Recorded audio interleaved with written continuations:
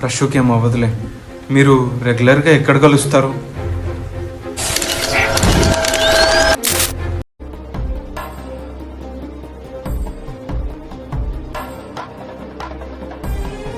ప్రశు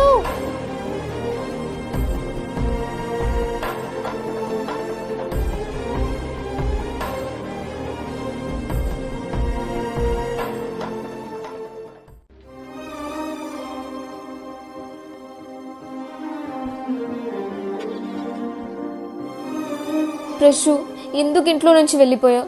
మాతో ఉండడం నీకు ఇష్టం లేదా? చిన్నప్పటి నుండి కుటుంబం అంతా కలిస్తే వచ్చే ఆనందాలు, వినపడే నవ్వులు మొదటిసారి మీ దగ్గరే చూసా. వాటికి నా వల్ల ఏమీ అవ్వకూడదు. చందమామల వెలుగునిచ్చే మీ కుటుంబంలో నా వల్ల ఏ మచ్చ రాకూడదని వెళ్ళిపోయా సింధు. నీకు సింధుకు మధ్య ఉన్న లవ్ స్టోరీ నాకు ముందే తెలుసు. అజయ్కి ముందు నుండే మన గురించి తెలుసు. తెలిసే నిన్ను కాపాడాడు.